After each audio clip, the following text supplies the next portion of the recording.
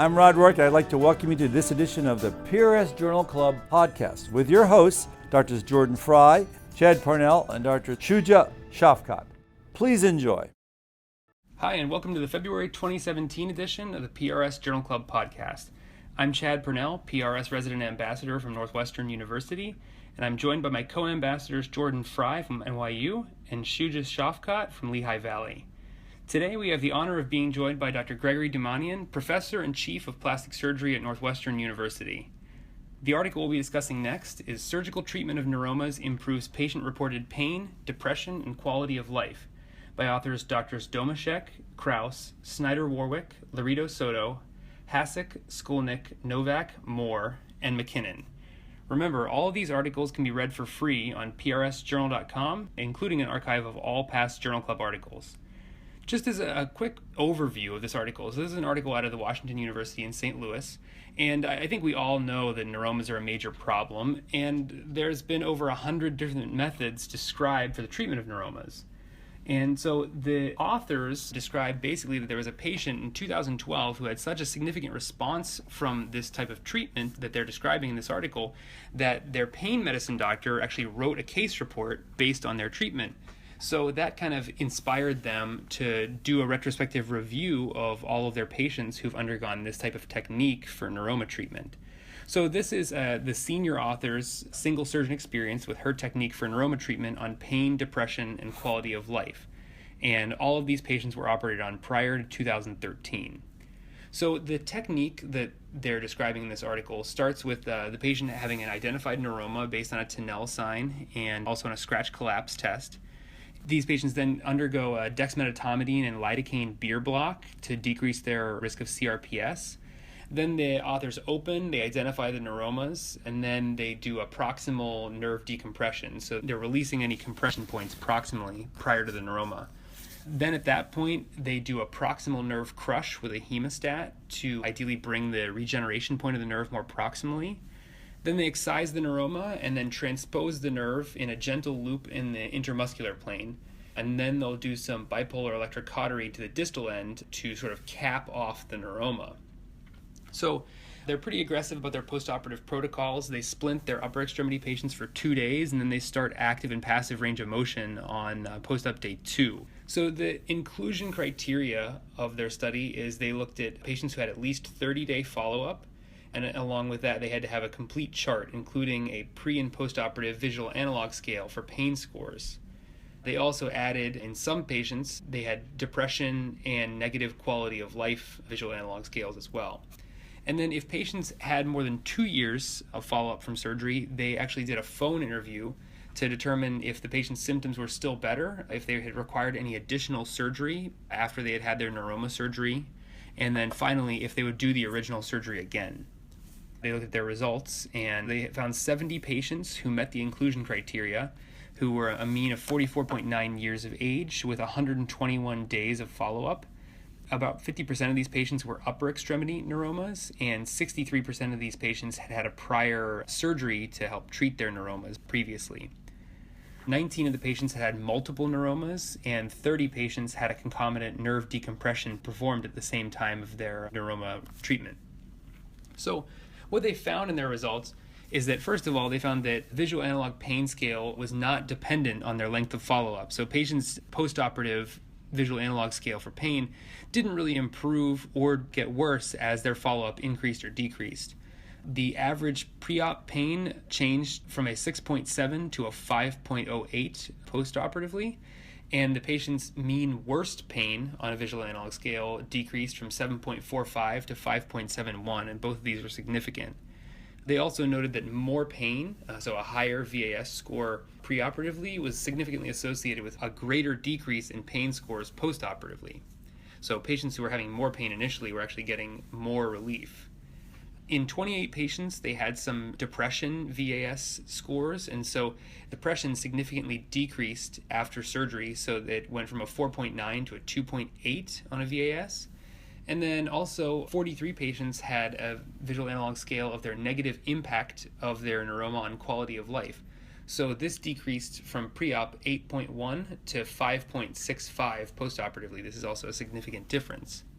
They also looked at whether there were differences in patients who had lower extremity versus upper extremity neuromas, and basically they found that patients were getting about the same amount of relief whether their neuromas were upper or lower extremity. And then in 18 patients, they had greater than 2 years of follow-up. So they got in touch with 18 of those long-term follow-up patients. 14 of those patients said they would have their initial surgery again. 3 patients had additional procedures to treat their pain, all of these interventional procedures from pain medicine specialists. No one had an additional surgery. And 10 of 14 of those patients noted that their pain was still improved from pre-op. So the largest change that they noted was the average pain in the last month. And they basically saw a difference on the visual analog scale of 1.88 between pre-op and their long-term follow-up. They found a difference of 2.2 on worst pain in the month. And they also noted that patients had a significant improvement of their quality of life, and that improvement stayed stable. So in conclusion, in the discussion, the authors present that they are describing a successful method of neuroma treatment in difficult patients, many of whom had had chronic pain. And they do cite some limitations to the study as well, which are namely short follow-up and a limited rate of patients who had a long-term follow-up. So only 18 out of those initial patients had 2 years of follow-up or more. They also described that their primary goal in neuroma treatment is to restore continuity of the nerve with a graft or allograft. And they also mentioned that they've changed their practice a little bit since this type of treatment.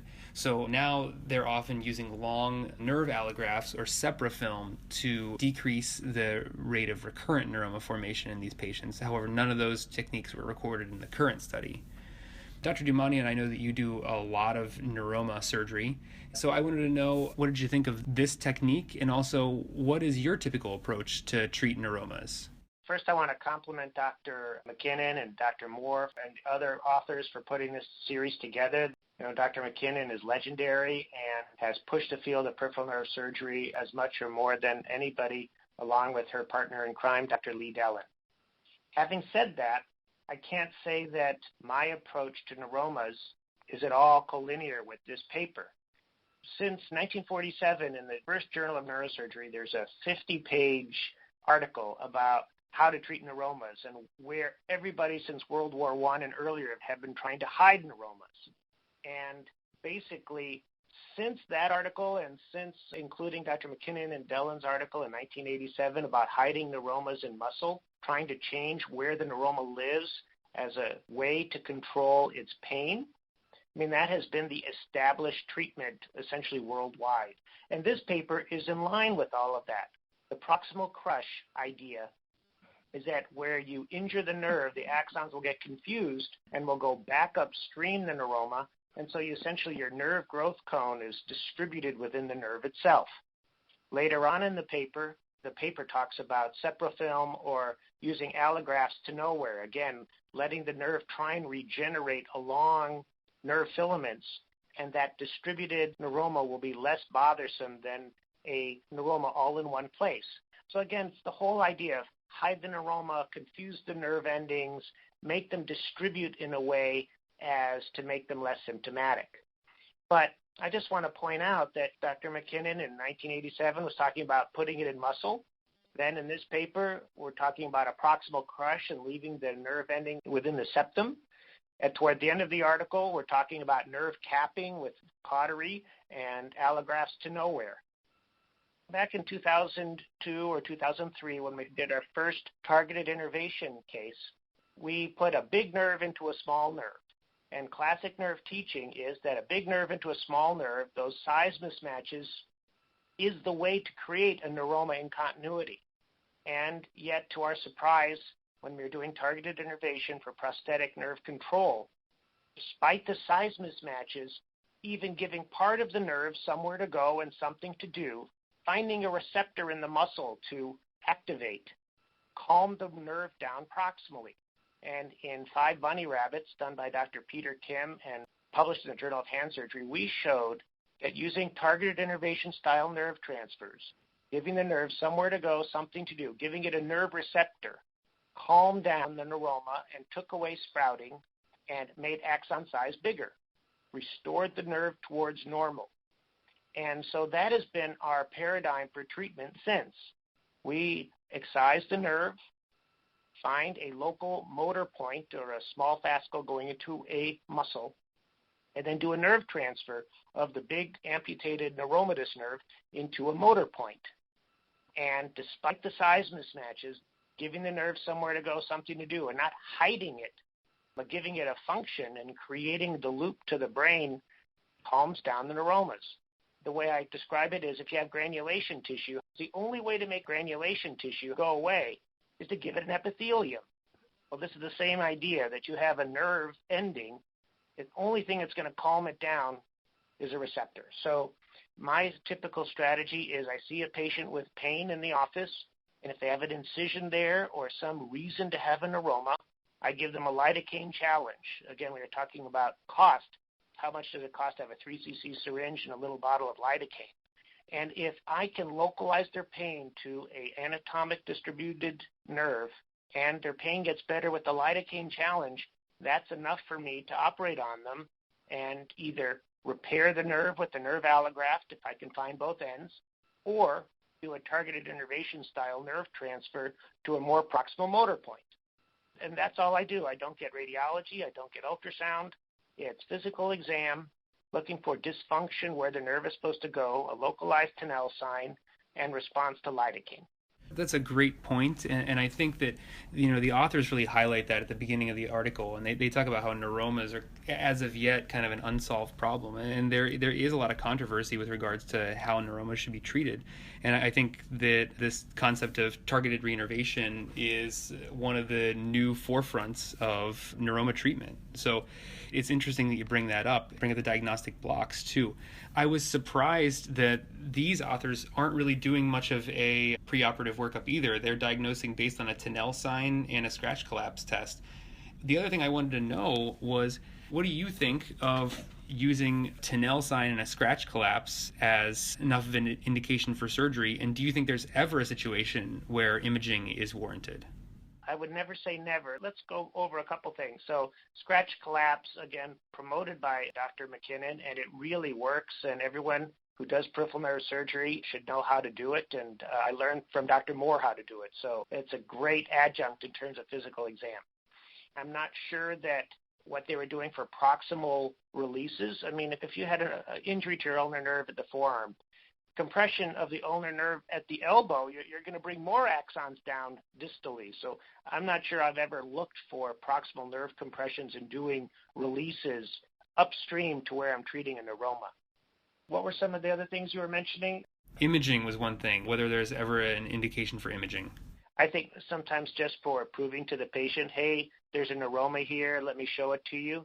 But in the end, it's a clinical diagnosis, and there have been many neuromas that I've treated where all I'm really finding on surgical exploration is a firm area to the nerve corresponding to the area of pain. So it's really a tactile thing, not a visual thing in many cases. And yet excision of those cases, so a very aggressive surgical approach, and using a nerve allograft to give the nerve somewhere to go, something to do, has been very successful in my hands for treating patients with, before they got to my office, $1 million workups. Their nerves are in continuity. Their nerve tests seem okay because part of the nerve is still conducting electricity. But I've never done a neurolysis of one of these neuromas in continuity with any benefit. Neuroma excision and reconstruction in my hands has worked very well. Dr. Dumanian, this is Jordan here. I think these are really excellent points being made, and one of the difficult things with these problems, as long as I've seen them, is that they can be fairly heterogeneous in presentation, but also in the type of outcome that they can have in the patient's response to pain and response to their intervention. In your experience, have you seen, are there predictors of patients who may have a better versus a more poor outcome after their intervention for a neuroma? In all the years I've treated neuromas, there's this concept of centralized nerve pain where you treat the end of the nerve and yet somehow they're still really bothered by discomfort. But I actually think that's extremely rare. The more localized their pain pre-op, the better they have a response to lidocaine, the better will be the outcome. And I am actually extremely aggressive to treat all types of localized pain. The thing I've been seeing more recently is abdominal wall pain after laparoscopy. and people have localized tenderness right under a laparoscopy port site. I'll give them some lidocaine. If they get better, then I'll explore it. I'll typically find an intercostal nerve that's in continuity but's a little bit firm or erythematous, and I'll excise it, even a 1.5 centimeter piece of it, and put in a nerve allograft to give the nerve somewhere to go, something to do. One woman from Philadelphia had 13 abdominal wall operations, and yet at 15-month follow-up, she has no pain and her life is back to her again. So these are very powerful techniques, and yet they take an hour in the operating room with just loop magnification. They're not technically big deals. Again, I have no connection to any of these products, but these new nerve stimulators that don't fatigue nerves actually are very helpful in these situations, as opposed to the old-style cheapo nerve stimulator. These new ones, you can keep stimulating to help you find motor points to plug into. I want to say one more thing about follow-up. Basically, when you excise a neuroma, typically most of their pain immediately goes away. And then as the nerve is regenerating, they tend to be relatively pain-free. But when nerve regeneration becomes frustrated, I've had at least 2 patients where the nerve allograft didn't work and the neuroma stayed at the proximal coaptation site. When nerves are frustrated, they become painful. And I question if 4 months of follow-up is going to capture the patients that the nerves could still have been regenerating during this phase. I think there's some typo in the paper. If 18 patients were called at 2 years, in multiple places in the manuscript, the top number for days of follow-up was in the 300 range. So there's something I don't understand about this article. They had people called at 2 years, but when you see the numbers, it's only maximum was 300, I think, 40 days of follow-up. I think that's because they were looking at visual analog scales, and so that I think they had 340 days of follow-up for visual analog scales, but they sent a questionnaire. They did a phone questionnaire at 2 years, so I think that's probably the difference. Why didn't they give them the VAS scale again? And you guys had asked me about VAS. VAS is an interesting thing where you can actually remember what your number was, and you want to please the doctor, so you bring the numbers down over time. PROMIS is a much of a patient-reported outcome measurement information system, is actually, I think, a more granular way of getting at pain behavior and pain interference, where you're answering questions about how much pain changed your life, or you're not setting the table because you're in pain, or you didn't go out to the movies because you're in pain. And then they're comparing your responses to that's about 28,000 age-matched, gender-matched Americans who've answered the same questionnaires. And so because you can't remember, was it a 5 or a 6, you're just getting a score based on your comparisons to 28,000 controls. And so then PROMIS spits out a number of how much pain you have, and because you can't remember what your answers were, there are many different questions they're asking. I think it's a much better pain outcome tool than VAS. I'm also not aware of using VAS 1 to 10 scales on depression and quality of life, but I just am not an expert in patient-reported outcomes in that way. But I was intrigued they essentially just used the 1 to 10 scale on depression and quality of life. Dr. Dumanian, this is Shuja again. So I want to talk a little bit about nerve allografts that you mentioned a couple times now. There's been a lot of literature on using these for nerve injuries, neuroma treatments, et cetera. Have you had any downsides to using nerve allografts? What's your experience with using allografts versus just simple nerve conduits like tubes? And are any of these products or technologies, do you think, are these going to change the way that we approach or treat neuromas in the future? What do you think is kind of the next frontier for treating these complicated problems? I wrote a paper about 26 Avance Axogen nerve grafts in foot and ankle neuroma treatment. We had 15-month follow-up, and patients overall did extremely well. Based on that work, Axogen asked me to teach a course. So I've taught one Axogen course for which I was paid over the weekend to talk about my results. So I have a small relationship with Axogen, not a big one or profound one. But having said that, Axogen nerve allografts have changed my practice. A standard end neuroma on a foot typically can be reconstructed with a 3 centimeter long, 3 millimeter wide nerve graft. So you don't have to cut a sensory nerve to repair a sensory nerve. And the existence of these allografts have changed my practice. If it's longer than 3, my results have been more variable. And when I get to a 5 centimeter length or longer, I agree this is not standard, but I will actually take the motor nerve to the vastus lateralis that you see when you're harvesting an ALT flap. You can get 5-6 centimeters out of that easily. I actually reconstruct that motor nerve with the Axogen allograft, and then I take that motor nerve and use that to repair a sensory nerve. Because these patients, it's kind of like the princess and the pea, they are sensitized to nerve injury. The patients that see me for neuromas, I think, are a subset of the population. Their nerves are actually fired up to try and heal, and when those nerves are frustrated, it causes them pain. There are many people who twist their ankles, okay? But a couple of them, when they twist their ankle, they're stretching their superficial peroneal nerve and they're dying of pain. Why is it? I just think that they're sensitized. So if you cut a sensory nerve to repair their superficial peroneal nerve you take could be just as problematic as the nerve you're repairing. So a motor nerve, when you cut them, just doesn't cause problems. So that's why I go deep into the thigh to get the vastus lateralis motor nerve.